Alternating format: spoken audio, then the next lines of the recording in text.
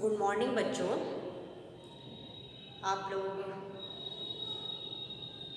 आशा है कि पढ़ाई आप करते होंगे, जारी रखे होंगे, तैयारी करते होंगे। आपका हाफ ईयरली एग्ज़ाम आने वाला है, ठीक है। उसकी तैयारी आप ज़ोरों शोरों से कीजिए और साफ़ सफाई का ध्यान रखिए, स्वस्थ रहिए, ठीक ना। तो बच्चों, आज हम लोग थोड़ा सा पढ़ेंगे भारत में मानव पूंजी निर्माण। मानव पूंजी निर्माण का अर्थ क्या होता है? मतलब कि देखिए, हर देश में जनसंख्या है, मानव है, लेकिन उससे पूंजी का निर्माण कैसे होगा उसके विषय में हम थोड़ा सा बताएंगे। तो देखिए, इसमें ये है, मानव पूंजी का अर्थ सबसे पहले जान लीजिए। मानव पूंजी का अर्थ होता है कि जो हमारे देश की जनसंख्या है उसको कैसे कार्यकुशल बनाया जाए, ठीक ना।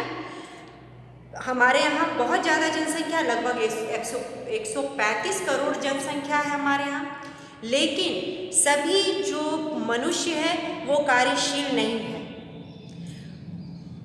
मतलब कि कार्यक्षमता, गुणवत्ता, कार्यकुशल, ये सब क्या है? मानव पूंजी है एक तरह से। जिस देश की जनसंख्या जितनी अधिक कार्यशील होगी, कार्यकुशल होगी, प्रशिक्षित होगी, वो देश उतना ही अधिक विकसित होता है। उसी को मानव पूंजी कहते हैं। तो मनुष्य को क्योंकि देखिए, आज का जो बच्चा है कल का उत्पादन कार्य में सहयोग करने वाला व्यक्ति बनेगा। तो उसको हमको वर्तमान से ही, मतलब बचपन से ही छोटे बच्चों पर निवेश करना होता है, पैसा लगाना पड़ता है। हम जितना अधिक पैसा लगाएंगे उन पर, जितना अधिक खर्च करेंगे, अच्छी शिक्षा देंगे, अच्छा स्वास्थ्य प्रदान करेंगे, प्रशिक्षण देंगे, तो वो व्यक्ति उतना ही कार्यकुशल बनता है, ठीक ना, उतना ही कार्यकुशल बनेगा। यदि हम उसको निगलेक्ट कर देंगे, उनको शिक्षा नहीं प्रदान करेंगे, उनको किसी प्रकार की कोई सुविधा नहीं देंगे, तो फिर उनकी कार्यकुशलता जो है वो समाप्त हो जाएगी, वो किसी प्रकार के कार्य करने में सक्षम नहीं होंगे। तो इससे फिर देश की उत्पादकता बढ़ने की बजाय उस पर ये ऐसे व्यक्ति बोझ बन जाते हैं।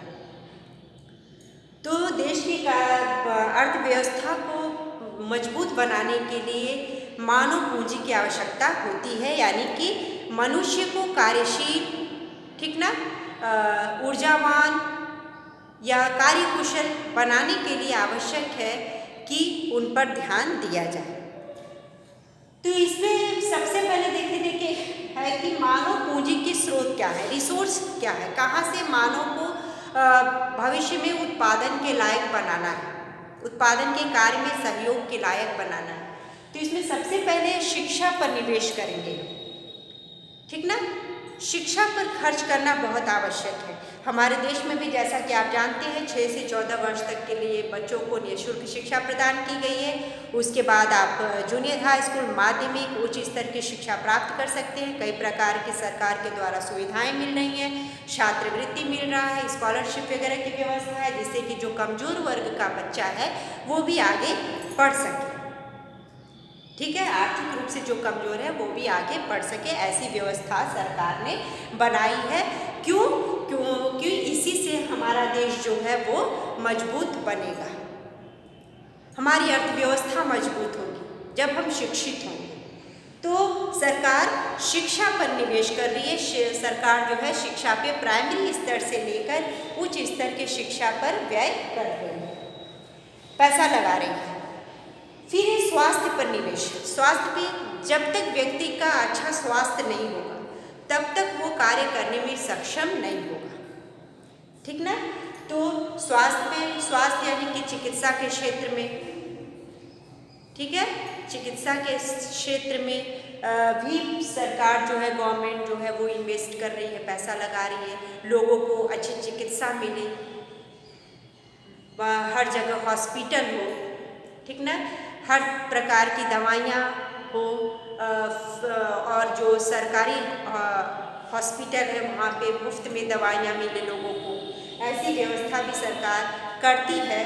और इसे वो स्वास्थ्य पर भी निवेश कर रही है, जिससे लोगों को अच्छी जो चिकित्सा सुविधा है वो मिल सके।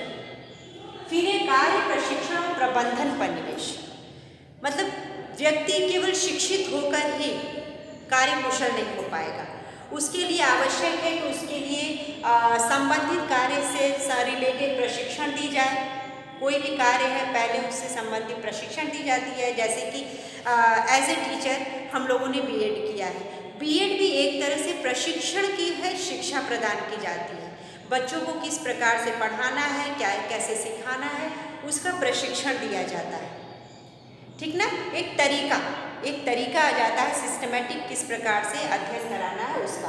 तो इसी तरह से हर कार्य के लिए प्रशिक्षण की सुविधा, प्रबंधन पर या फिर शोध अनुसंधान, उस पर भी गवर्नमेंट जो है वो इन्वेस्ट कर रही है, ताकि मनुष्य जो है अच्छी शिक्षा मिले, प्रशिक्षण मिले, शोध रिसर्च करे, अनुसंधान करे, प्रबंधन हर प्रकार का सही तरह से प्रबंध करे, उस पर भी गवर्नमेंट जो है वो निवेश कर रही है, ताकि मानव आगे चलकर अच्छा देश की अर्थव्यवस्था में सहयोग करे। इसी तरह प्रवासन और रोजगार पर निवेश।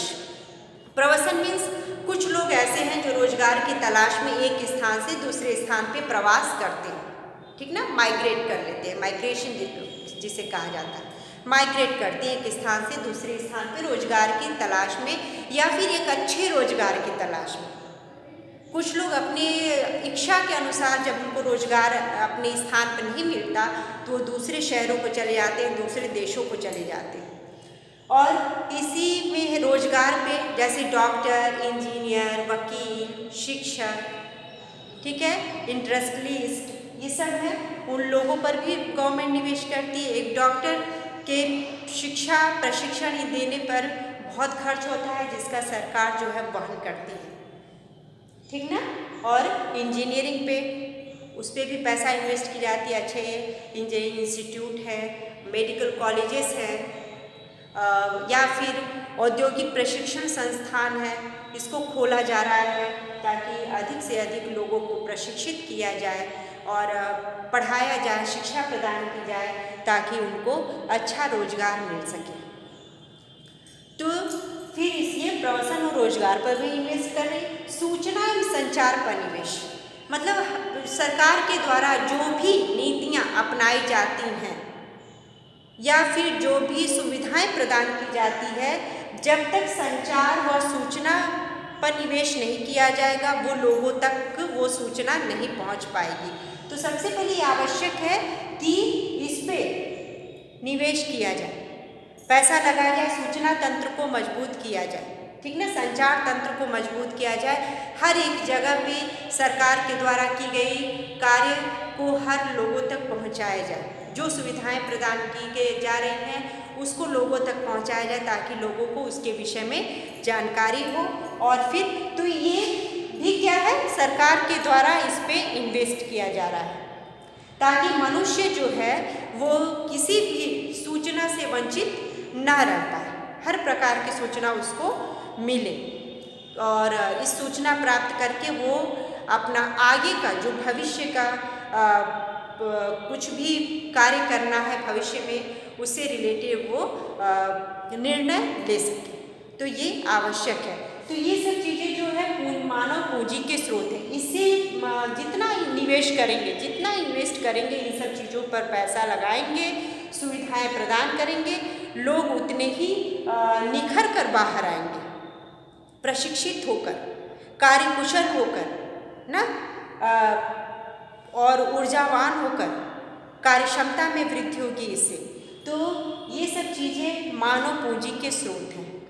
अभी भी हम लोग विकसित देशों की अपेक्षा इस क्षेत्र में अभी भी पीछे हैं। शिक्षा पर भी हम पीछे हैं, स्वास्थ्य के क्षेत्र में भी, प्रशिक्षण वगैरह में भी, हर क्षेत्र में अभी भी हम विकसित देशों की अपेक्षा पीछे चल रहे हैं, क्योंकि हमारे देश में पूंजी की कमी हो जाती है, ठीक ना, जिससे कि सरकार उतना पैसा नहीं लगा पाती जितना उसको और लगाना चाहिए, जितनी और उसको सुविधाएं देनी चाहिए। लेकिन आगे के वर्षों में और सुधार होने की संभावना है। तो इससे ही व्यक्ति एक मानव पूंजी के रूप में बाहर आता है और भविष्य में उत्पादन क्रिया में सहयोग करता है और देश की अर्थव्यवस्था को मजबूत करता है, ठीक ना। देश की कार्य प्रणाली में सहयोग करता है, राजनीतिक रूप से सहयोग करता है, आर्थिक रूप से, सामाजिक रूप से, हर तरह से वो सहयोग करता है। और वो कौन करेगा? जब एक शिक्षित व्यक्ति होगा, स्वस्थ व्यक्ति होगा, तभी वो इन सब कार्यों में सही तरीके से सहयोग कर सकता है। इसके अलावा बच्चों देखिए, मानव पूंजी और भौतिक पूंजी दोनों एक दूसरे से संबंधित हैं, ठीक है। मानव पूंजी और भौतिक पूंजी, मानव पूंजी और भौतिक पूंजी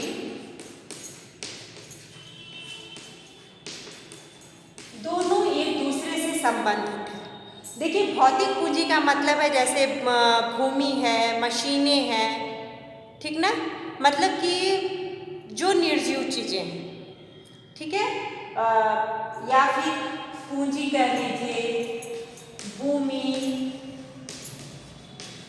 और मशीनें वगैरह है, ये सब जो है वो भौतिक पूंजी है। ये भौतिक पूंजी सक्रिय कब बनेगा? जब मानव इसमें सक्रिय होगा। मानव जब सक्रिय होगा तब ये भौतिक पूंजी भी सक्रिय होंगे। तो मानव पूंजी बहुत आवश्यक है। मनुष्य ही किसी भी पूंजी को, भौतिक पूंजी को क्रियाशील बना सकता है, ये आवश्यक है। क्योंकि मान लीजिए भूमि है, भूमि पर कार्य करने वाला श्रम नहीं है, तो वो भूमि क्या हो जाएगी? निष्क्रिय ना, वो भूमि जो है निष्क्रिय पड़ी रहेगी, किसी प्रकार का उस पर कोई कार्य नहीं होगा। लेकिन जब इस भूमि पर श्रम कार्यशील हो जाएगा, सक्रिय हो जाएगा, तब भूमि भी क्या हो जाएगी? सक्रिय हो जाएगी, तब भूमि भी सक्रिय होगी। तो श्रम क्या है? श्रम मानव पूंजी है। श्रम जो है वो मानव पूंजी है। और इन सब संसाधनों को सक्रिय कौन बनाता है? श्रम या मानव। तो दोनों एक दूसरे पर निर्भर है। या ये कहिए कि मानव अधिक इम्पॉर्टेंट है भौतिक पूंजी से, क्योंकि मनुष्य ही भौतिक पूंजी बनाता है और मनुष्य ही भौतिक पूंजी को क्रियाशील करता है। यदि हमारे पास पूंजी है, लेकिन उस पूंजी का प्रयोग हम सही तरीके से नहीं कर रहे हैं, तो वो पूंजी निष्क्रिय बनी रहेगी, ठीक ना। तो उसको सक्रिय कौन करता है? श्रम करता है या फिर मानव करता है। उसको सक्रिय जो है वो मानव करता है। तो ये आवश्यक है। तो इसके लिए मानव पूंजी का होना, भौतिक पूंजी को सक्रिय करने के लिए या उत्पादन कार्य में प्रयोग करने के लिए मानव का होना आवश्यक है और मानव पूंजी का होना आवश्यक है। यानी कि वो मानव कैसे होनी चाहिए? कार्यकुशल होनी चाहिए, उसकी कार्य क्षमता अच्छी होनी चाहिए, वो हर प्रकार के मतलब कि जैसा वो प्रशिक्षण लिया है, जैसी शिक्षा प्राप्त की है, उस प्रकार के कार्य करने में उसे सक्षम होना चाहिए, तब वो किसी भी पूंजी को या भौतिक पूंजी को कार्यशील बना सकता है। तो ये बहुत आवश्यक है कि मनुष्य को हर तरह से कार्यशील होना है, तभी भौतिक पूंजी भी कार्यशील होगी और देश की अर्थव्यवस्था में सहयोग करेगी। अब देखिए, मानव पूंजी जो है वो आर्थिक समृद्धि में भी महत्वपूर्ण भूमिका निभाती है ना। मानव पूंजी आर्थिक समृद्धि में, यानी कि आर्थिक विकास, मानव पूंजी आर्थिक समृद्धि में भी, आर्थिक समृद्धि में भी महत्वपूर्ण भूमिका ना, महत्वपूर्ण भूमिका निभाती है। मानव पूंजी का आर्थिक समृद्धि में महत्वपूर्ण भूमिका है। कैसे? जब तक मनुष्य कार्यशील नहीं होगा। किसी भी देश की जनता जब कार्यकुशल होगी, कार्यशील होगी, मेहनती होगी, परिश्रम करना जानती है, वैसे देश की आर्थिक समृद्धि जो है बहुत तेज़ी से होती है। आप विकसित देशों में देखिए, यूरोपीय देशों में देखिए, वहाँ के मनुष्य बहुत कार्यकुशल हैं, ऊर्जावान होते हैं, कार्य क्षमता उनकी बहुत अधिक होती है, कार्य करने के जो घंटे होते हैं वो उनका बहुत अधिक होता है, जिसे वो देश क्या है, आर्थिक समृद्धि वहाँ ज़्यादा होती है। ऐसे देश ही विकसित देश बनते हैं। तो मानव पूंजी, जो भी मानव है या मानवीय पूंजी है, वो जितनी अधिक कार्यकुशल होगी उतनी अधिक ही देश की अर्थव्यवस्था मजबूत होगी। इसमें जैसे उत्पादकता व कार्यकुशलता में मानव पूंजी से ही उत्पादकता और कार्यकुशलता में वृद्धि होती है। मानव पूंजी से ही रोज उसमें पूंजी का निर्माण होता है। जब उत्पादन में वृद्धि होगी, ठीक ना, उत्पादन में वृद्धि होगी तो लोगों को रोजगार मिलेगा, आय की प्राप्ति होगी, उपभोग में वृद्धि होगी, बचत बढ़ेगी। तो ये सब कब संभव होगा? जब लोग कार्यकुशल होंगे, ठीक। और उत्पादकता के साथ साथ उत्पादकता में वृद्धि होगी, फिर आर्थिक विकास में वृद्धि होगी, आर्थिक विकास में वृद्धि होगी, रोजगार में वृद्धि होगी, रोजगार में वृद्धि होगी, प्रॉफिट में वृद्धि होगी, लाभ बढ़ेगा, लाभ में, ठीक। और इसके अलावा मतलब लाभप्रद रोजगार में वृद्धि होगी, रोजगार में भी वृद्धि होगी, साथ में लाभप्रद रोजगार मतलब ऐसा रोजगार जिससे कि लोगों की आय में वृद्धि हो। और इसके अलावा औद्योगिकरण में तेजी आएगी, औद्योगिकरण में तेजी आएगी, ठीक ना, वृद्धि होगी। तो ये सब चीजें जो है वो देश की अर्थव्यवस्था को या देश के आर्थिक विकास को प्रभावित करती है। औद्योगिकरण में वृद्धि होगी तो मानव पूंजी का आर्थिक समृद्धि में है, उत्पादकता में वृद्धि होगी, कुशलता में वृद्धि होगी, कुशलता में वृद्धि होगी तो उत्पादन अधिक से अधिक होगा, जिससे कि आर्थिक विकास में वृद्धि होगी, जिससे जब उत्पादन बढ़ेगा तो हमारा निर्यात अधिक होगा, ठीक ना, एक्सपोर्ट अधिक होगा। और आर्थिक ये सब चीज़ से रोजगार में लोगों को रोजगार की प्राप्ति होगी, लाभप्रद रोजगार की प्राप्ति होगी, लाभ में वृद्धि होगी, प्रॉफिट होगा, औद्योगिकरण में वृद्धि होगी और फिर आर्थिक विकास में तेजी के साथ या फिर आर्थिक विकास की जो क्रियाएं हैं उसमें बहुत तेजी के साथ वृद्धि होगी। तो इसमें उत्पादन में वृद्धि, कार्यकुशलता में वृद्धि, आर्थिक विकास में वृद्धि और ये सब कैसे संभव है? इस मानव पूंजी के ही द्वारा संभव है। जब किसी भी देश की मानव पूंजी कार्यकुशल होगी, ठीक है, प्रशिक्षित होगी, शिक्षित होगी तो वो देश उतना ही अधिक आर्थिक समृद्धि करता है। तो आज के लिए बच्चों इतना ही, कल इसके आगे मैं आपको बताऊंगी। तब तक के लिए आप इसको पढ़ते रहिए, जहाँ नहीं समझ में आता है मुझसे पूछिए। धन्यवाद।